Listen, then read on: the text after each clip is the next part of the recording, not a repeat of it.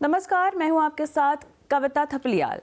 सिर्फ एक बर्गर और कुछ फ्रेंच फ्राइज और इंतज़ार पूरे 14 घंटे का। जी हाँ, आप देख रहे हैं कंज्यूमर इसके और आज की शुरुआत एक ऐसी खबर से करते हैं जो हर हवाई यात्री को जाननी चाहिए। देश की जानी मानी एयरलाइन स्पाइसजेट को मुंबई की एक कंज्यूमर कोर्ट ने दिया है 55,000 रुपए का मुआवजा भरने का आदेश और वजह है 14 घंटे की फ्लाइट डिले, जिसमें यात्री को खाने के नाम पर सिर्फ बर्गर और फ्राइज थमाए गए हैं। जी हाँ, आपने सही सुना। कोर्ट ने इस रवैये को यात्रियों के साथ सेवा में भारी कमी करार दिया है और कहा कि उड़ानों की देरी यहाँ पर हो सकती है, लेकिन जिम्मेदारी से मुंह नहीं मोड़ा जा सकता। तो क्या आपको भी कभी फ्लाइट में बुरा अनुभव रहा है? क्या आप जानते हैं कि ऐसे हालात में आपके अधिकार क्या कहते हैं? आज हम इसी पर बात करेंगे। इस फैसले के मायने क्या हैं समझेंगे, एयरलाइन की जवाबदेही समझेंगे और वो हर जानकारी जो आपको अगली बार ट्रैवल करने से पहले ज़रूर ही जाननी चाहिए। तो शुरुआत करते हैं कुछ बड़े सवालों के साथ। क्या एयरलाइंस यात्रियों के साथ असुविधा के नाम पर असंवेदनशीलता बरत रही है? क्या 14 घंटे की देरी में सिर्फ एक बर्गर देना सेवा की भारी कमी नहीं है? अगर उपभोक्ता अदालतें जागरूक हैं, तो क्या अब यात्रियों को भी अपने अधिकारों के लिए जागरूक हो जाना चाहिए? क्या आपको पता है फ्लाइट डिले, कैंसिलेशन या खराब सर्विस पर आप किस हद तक कानूनी कार्रवाई कर सकते हैं?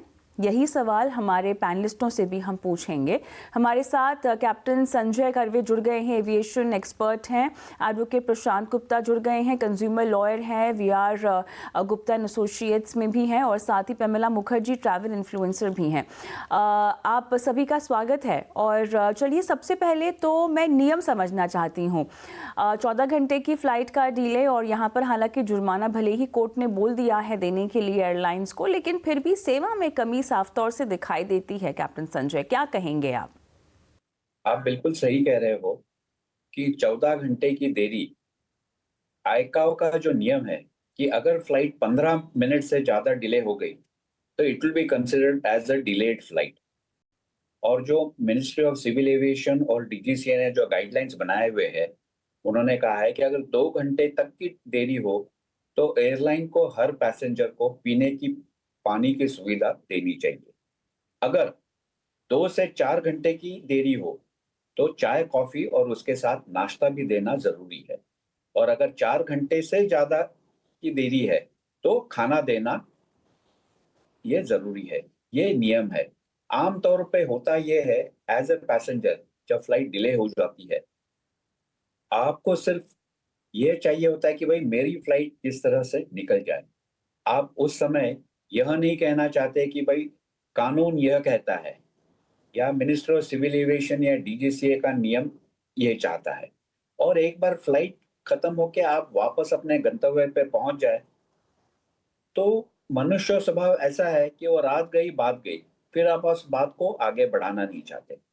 और हमारी शासकीय प्रक्रिया इतनी जटिल है कि उसमें कोई पढ़ना नहीं चाहता। हर कोई यही सोचता है कि एक खाने के पीछे क्यों मैं अपने 15 दिन, 20 दिन या 6 महीने जाया करूं। उससे बेहतर है अगली बार मैं अपना प्रबंध कुछ कर लूंगा। और इसी का फायदा सारी एयरलाइंस उठाती है। और कई बार यह होता है, ये जो नियम है उसमें एक प्राविधान है, अनअवॉइडेबल सर्कमस्टांसेस। कई बार ये एयरलाइंस इस अनअवॉइडेबल सर्कमस्टांसेस का इस्तेमाल करती है और कहती है कि भाई हम जिम्मेदार नहीं है, ये अनअवॉइडेबल सर्कमस्टांसेस था। जैसे एटीसी डिले और वेदर डिले। बट इसमें भी रेगुलेशन बड़ा क्लियर है कि ये हर हवाई जहाज जो उड़ान भर रहा है उस हवाई पट्टी से, उस पे लागू होना चाहिए। यह नहीं कि आपका डिले हो गया है तो आप बोलेंगे कि भाई वेदर खराब है, मैं टेक ऑफ नहीं कर सका, इसलिए मैं कुछ नहीं कर सकता। अगर उस एयरपोर्ट से सारे हवाई जहाज डिले हो रहे हैं, तभी यह माना जाएगा। लेकिन आम तौर पे भारतीय जो एयरलाइन है, वो जहां तक पैसेंजर सुविधा का सवाल उठता है, वो हर जगह पतली गली से निकल जाना पसंद करते हैं। और पहली बार हुआ है कि मार्च 2025 में एक माननीय एमपी ने यह सवाल लोकसभा में उठाया कि जब हवाई जहाज देर हो जाती है टेक ऑफ में, तो आप पैसेंजर्स को क्या सुविधा देती हो? आज तक ये सवाल किसी ने नहीं उठाया था। तब अपने माननीय सिविल एविएशन मिनिस्टर मोल जी ने बताया कि नियम है, प्राविधान है, लेकिन पैसेंजर्स इस्तेमाल नहीं करते। लेकिन हमारी प्रक्रिया जो जटिल है कि आप एयर सेवा में कंप्लेन करो, एयरलाइन को कंप्लेन करो, तो उसमें जो समय जाता है, वो एक नॉर्मल पैसेंजर ज़ाया करना नहीं चाहता। चलिए, तो यहाँ पर नियम कानून सब कुछ बने हुए हैं और शिकायत करने का भी प्रावधान है, लेकिन प्रशांत सवाल यही खड़ा हो रहा है कि एयरलाइंस जो हैं इतनी नियमों की अनदेखी कर कैसे रही हैं, इनको कैसे हिम्मत आ रही है। देखिए, पैसेंजर से आप उम्मीद करते हैं कि वो शिकायत करे, वो हल्ला करे, कई बार करते भी हैं। आज ही का केस ले लीजिए जिस पर हम बातचीत कर रहे हैं, लेकिन कुछ जिम्मेदारी एयरलाइंस की भी तो बनती है ना Prashant. First of all Kavita ji, it's my really pleasure to be on your show.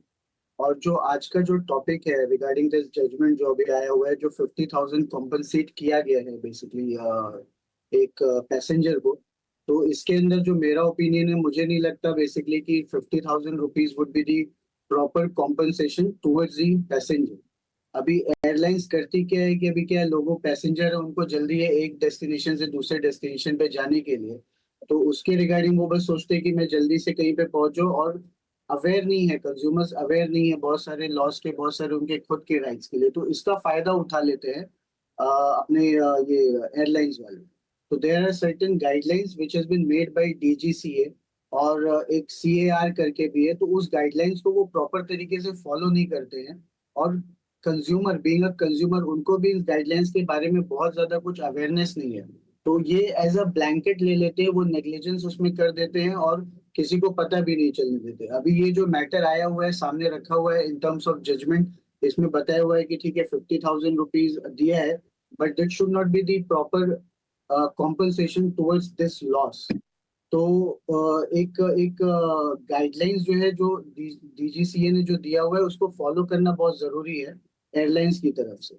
और उन्होंने बेसिकली जो कंज्यूमर है, उन्होंने क्लेम तो प्रशांत, 4 लेकिन लाख। कोर्ट ने मेरे ख्याल से बाकी जो हैरेसमेंट की भी मांग की गई थी उन सबको खारिज कर दिया है, और लगभग मेरे ख्याल से 4 लाख रुपए तक का मुआवजा की मांग की थी। जी जी। मुआवजे की मांग की थी 4 लाख रुपए की, लेकिन उसमें से उनको सिर्फ 50,000 रुपीज दिया गया है। ऑन टॉप ऑफ 50,000 रुपीज सिर्फ 5,000 रुपए in terms of litigation expenses दिया गया है। हाँ हाँ। तो 4 लाख रुपए तो उन्होंने डिमांड किए थे, लेकिन उनको जो खारिज किया गया है बाकी के पैसे, because of lack of documentation.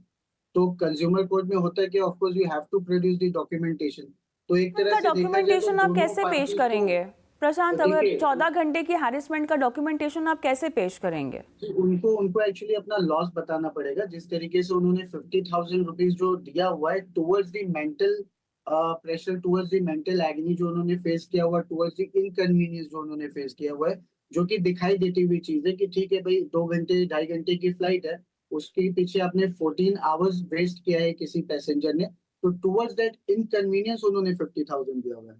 Although जो उनका क्लेम है वो बिल्कुल परफेक्ट है, क्योंकि इसके अलावा उनका बिजनेस लॉस भी हुआ होगा, एक डेस्टिनेशन से दूसरे डेस्टिनेशन पे जाने के लिए उन्होंने जो भी प्रोग्राम अपना बनाया होगा, उसके अंदर भी लॉसेस हुए होंगे, लेकिन उसका डॉक्यूमेंटेशन उन्होंने नहीं प्रोड्यूस किया, इसीलिए उसमें सिर्फ 50,000 रुपीज का कॉम्पनसेशन उनको मिला हुआ है।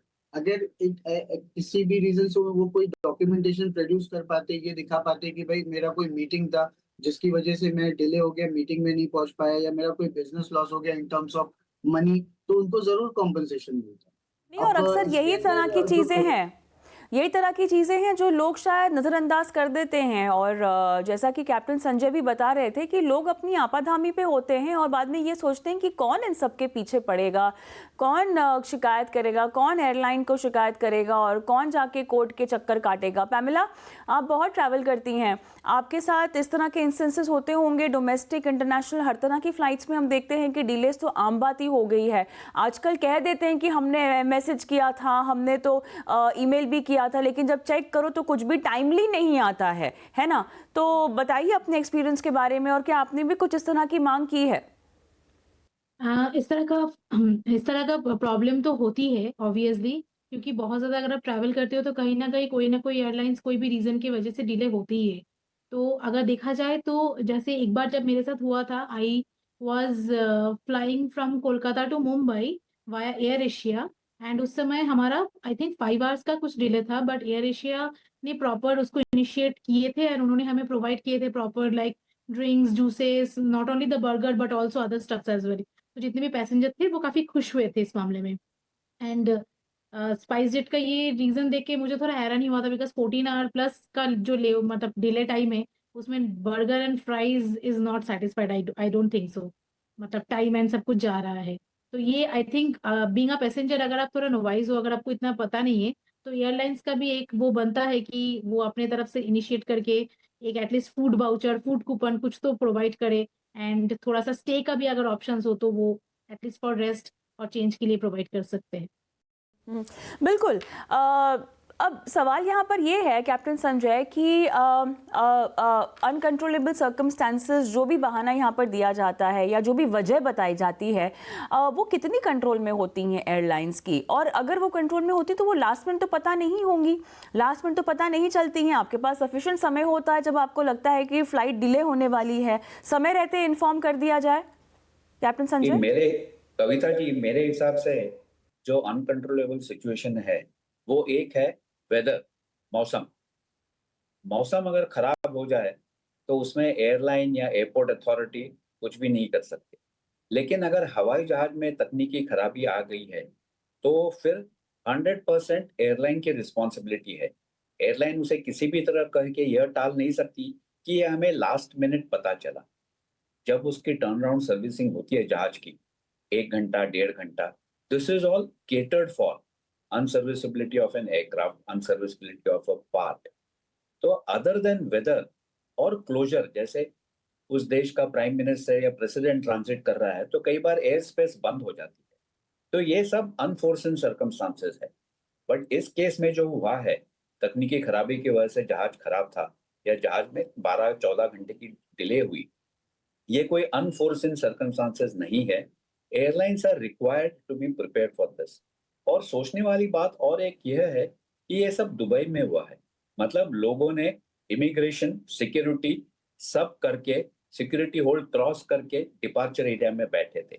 आमतौर पे यह होता है 90 to 95% पैसेंजर्स जब किसी विदेश से अपने देश आ रहे होते हैं तो अपनी जो फॉरेन करेंसी होती है वो तकरीबन सब खर्च कर देती है एयरपोर्ट पहुंचने से पहले। अब आप सोचिए कि अगर आप डिपार्चर एरिया में हो और अगर आपको खुद के पैसे देके कुछ सामान खरीदना है तो आपको या तो आपका क्रेडिट कार्ड यूज करना पड़ेगा या डेबिट कार्ड यूज करना पड़ेगा, जिसमें आपको फॉरेन एक्सचेंज कन्वर्जन रेट भी देना पड़ेगा। और डिपार्चर एरिया में आमतौर पे ये होता है कि अगर आप यूरोप में हो और अगर आपने $50 दिए या $20 दिए तो वो आपको चेंज लोकल करेंसी में देता है। वही दुबई, शारजा, हर जगह होते हैं। आपसे वो लेते फॉरेन करेंसी है और देते लोकल करेंसी में है। मतलब आप जब अपने देश में आ रहे हो तो आप उस देश के छुट्टा करेंसी लेके आ रही हो, जो कई बार अपने देश में बैंक भी एक्सेप्ट नहीं करती। तो स्पाइस जेट को इस बात का भी ध्यान रखना चाहिए था कि ये जो उड़ान थी वो विदेश से भारत आ रही थी, उन्हें थोड़ा ज्यादा संवेदनशील होना चाहिए था। और अनफॉर्चुनेटली अपने देश में क्या होता है, airlines have marked passengers as VIP, very important person, most important person and commercially important person. जैसे राज्यसभा और लोकसभा के सांसद ये जब भी हवाई यात्रा करते हैं एयरलाइन को खबर मिल जाती है, एयरलाइन उनको लाउंज में रखती है। तो एयरलाइन को भी पता है कि जो हल्ला करने वाले हैं ये जो बड़े लोग हैं इनकी तो मैंने खातिरदारी की है, तो बाकी लोग तो ठीक है वो अपना देख लेंगे। आमतौर पे बाकी कोई आवाज नहीं करेगा, जो आवाज करने वाले हैं उनकी तो हम खातिरदारी करेंगे। दूसरा डर आम पैसेंजर को यह रहता है, जैसे इस केस में दुबई में अगर किसी ने अपना दुबई एयरपोर्ट पे ही आवाज उठाया होता, उसे डर यह लगा रहता है कहीं एयरलाइन मुझे डी बोर्ड ना कर दे अनरूली पैसेंजर कह के। आजकल जो अनरूली पैसेंजर का कंसेप्ट आया हुआ है वो एयरलाइन टू एयरलाइन डिपेंडेंट है। ये अनरूली पैसेंजर आमतौर पे हवाई जहाज के अंदर के लिए है, लेकिन कोई भी एयरलाइन किसी भी वक्त कह सकते हैं, नहीं जी, ये जो पैसेंजर था बोर्डिंग गेट के ऊपर ही अनरूली था, तो हमें शक है कि अंदर जाके भी अनरूली हो जाएगा, तो हम इसको डीबोर्ड कर रहे हैं। अभी कौन चाहेगा कि आप विदेश में अटके पड़े रहे?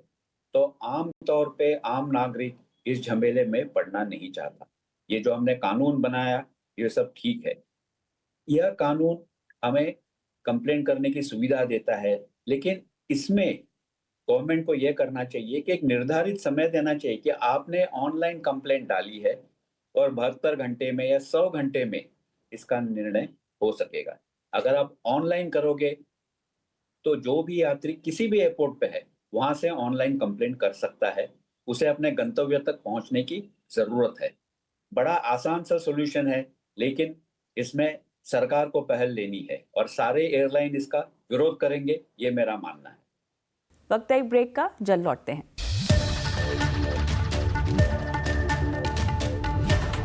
कैप्टन संजय, एक और सवाल यहाँ पर ये है कि एयरलाइंस कम्युनिकेट क्यों नहीं करती हैं जो प्रॉब्लम होती है? देखिए, कई बार हमने देखा गया है कि डिले पे डिले होता जाता है और जो यात्री हैं वो बस इंतजार करते रहते हैं। कोई भी स्टाफ में से आके क्लियरली बात नहीं करता है, ना ही बताता है कि क्या वजह है। मेरे ख्याल से ये एक सेंसिटिविटी इशू भी है जो उनको ध्यान में रखना चाहिए। आप बिल्कुल सही कह रही हो कि एयरलाइन को बताना चाहिए, लेकिन जैसे पमेला जी ने कहा कि वक्त पे नहीं आता। कई बार आप एयरलाइन से ट्रैवल कर रहे हो, 4 घंटे की देरी है, मुंबई, दिल्ली या बैंगलोर जैसे शहर में आप अगर आपकी शाम की 6 बजे की फ्लाइट है, तो ट्रैफिक का ध्यान रखते हुए आप दोपहर को 2 बजे घर से निकलोगे। आप जब एयरपोर्ट पहुंचते हो या रास्ते में होते हो, तो आपको 3:30 बजे या 3:15 बजे अगर आपको मैसेज आता है कि फ्लाइट 2 घंटे डिले है, आप उसका कुछ नहीं कर सकते, क्योंकि आप रास्ते में हो और या तो आप एयरपोर्ट पे पहुंच चुके हो। जब हवाई जहाज पहुंचने के अगर बाद भी तकनीकी बात खराबी नहीं है, करते हैं। एयरपोर्ट पहुंचने के बाद भी हम बस देखते हैं कि वो मुंह छुपाते रहते हैं या मुंह फेर लेते हैं। कई बार ऐसे और इसीलिए तो गुस्सा बढ़ता है यात्रियों में। आपसे अगर बिल्कुल कुछ सही है। पूछा जा रहा है तो आप जवाब दीजिए उसका सही सही। बिल्कुल सही है। इसमें आधी प्रॉब्लम यह है कि अगर आप देखो तो ज्यादातर जो स्टाफ है नीचे, वो आउटसोर्स है, कॉन्ट्रैक्चुअल है। तो एयरलाइन उन तक जो सही चीज है वो पहुंचाती ही नहीं है। हम लोग अपना पूरा गुस्सा वो काउंटर स्टाफ पे उतारते हैं, लेकिन कई बार काउंटर स्टाफ को पता भी नहीं रहता कि फ्लाइट समय पे है या नहीं है। कॉन्ट्रैक्चुअल स्टाफ है, उनको बोला है भाई ये फ्लाइट आपको अटेंड करनी है, खास करके विदेश में। जैसे अभी दुबई से फ्लाइट आ रही थी, उन्होंने किसी को आउटसोर्स किया होगा कि ये हमारी फ्लाइट है, इसको आप अटेंड कीजिए, और वहीं पे बात खत्म हो जाती है। लेकिन आपका कहना बिल्कुल सही है, जो काउंटर पे स्टाफ है उनको पैसेंजर्स को ये बताना बहुत ज़रूरी है कि डिले है, क्यों डिले है, किस लिए डिले है और कब तक डिले खत्म होने की संभावना है, जिससे कि पैसेंजर कुछ अपना निर्णय ले सके। जैसे अगर 6 घंटे से ज़्यादा डिले है, तो नियम में प्राविधान है कि आप कैंसलेशन टिकट कैंसल कर सकते हो, रिफंड माँग सकते हो या आप रीशेड्यूल कर सकते हो। लेकिन ये आप तभी कर सकते हो जब आपको सही पता हो। तो यह बहुत ज़रूरी है कि एयरलाइन अपने स्टाफ को भी एजुकेट करे कि ये परिस्थिति है। बिल्कुल। लेकिन प्रशांत, ये बताइएगा, डीजीसीए ने यहाँ पर कितनी सख्ती बरती है अब तक? ये डीजीसीए का जहाँ तक कि मामला है कविता जी, इसके अंदर बहुत ही अच्छे से और बहुत ही स्ट्रिक्ट गाइडलाइंस दिए गए हैं कि अगर इनके कुछ एक सर्टेन आवर्स के बाद कुछ डिले होता है, जैसे कि अभी संजय जी ने भी बताया हुआ कि 2 घंटे तक अगर डिले होता है तो ड्रिंकिंग वाटर प्रोवाइड करना है, 2 घंटे से ज्यादा डिले होता है तो टी कॉफी वगैरह प्रोवाइड करना है, और 4 घंटे अब होता है तो मील प्रोवाइड करना है। तो उन्होंने वो फॉलो कर लिया कि उन्होंने मील प्रोवाइड कर दिया। लेकिन डीजीसीए के कुछ ऐसे भी गाइडलाइंस है, अगर कोई सिग्निफिकेंट डिले हो रहा है, 4 घंटे का मतलब 14 घंटे 20 घंटे डिले हो गया, तो आप सिर्फ बर्गर और या फ्राइज दे करके आप साइड नहीं हो सकते हो। उसके अंदर आपको एकोमोडेशन भी आपको प्रोवाइड करना ही चाहिए, क्योंकि वो सिग्निफिकेंट डिले हो रहा है। तो इसके लिए जो डीजीसीए के गाइडलाइंस एकदम अच्छी तरीके से दिए हुए हैं। अब बात है कि कंज्यूमर्स उसमें कितना अवेयर है, थोड़ा सा उनको अवेयरनेस बढ़ानी चाहिए।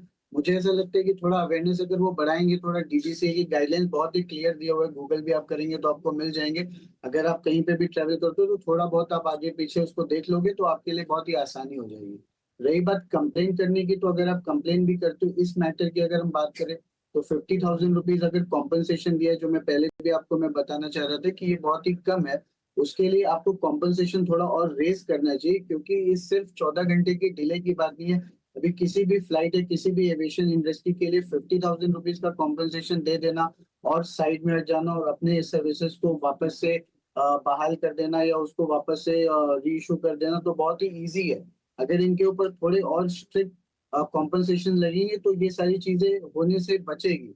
बेसिकली अगर इनका कोई टेक्निकल ग्लिच है तो ये कोई बस सर्विस या कोई ऑटो सर्विस तो दे नहीं रही कि भाई उनके पास में कोई टेक्निकल पर्सन नहीं है। उनके पास में पूरी फोर्स होती है इंजीनियर्स की, जो एयरलाइंस मेंटेनेंस इंजीनियर्स की पूरी फोर्स होती है। उनको पहले से ही पता होता है कि इसके अंदर कुछ ना कुछ टेक्निकल इश्यूज है और कितने आवर्स लग सकते हैं, बट वो जानबूझ करके नहीं बताना चाहते क्योंकि वो लाइबिलिटीज में फंस जाएंगे। अगर वो सामने खुद आकर के बताएंगे कि भाई मेरे मेरे फ्लाइट को इतना इतना डिले है तो उनका रेपुटेशन खराब होगा। उनको कॉम्पनसेशन लोग एक एक की जगह पे जितने पैसेंजर है सबके सब कॉम्पनसेशन क्लेम करने की कोशिश करेंगे। तो ये सारे रीजंस हो जाते हैं कि वो उसमें बताना नहीं चाहते। लेकिन कोई भी अगर टेक्निकल ग्लिच है तो it should not be like a blank cheque कि भाई वो नेग्लिजेंस कर रहे हैं, उसको उनको ब्लैंक चेक मिल गया कुछ भी कर लेंगे। ऐसा बिल्कुल भी नहीं होना चाहिए।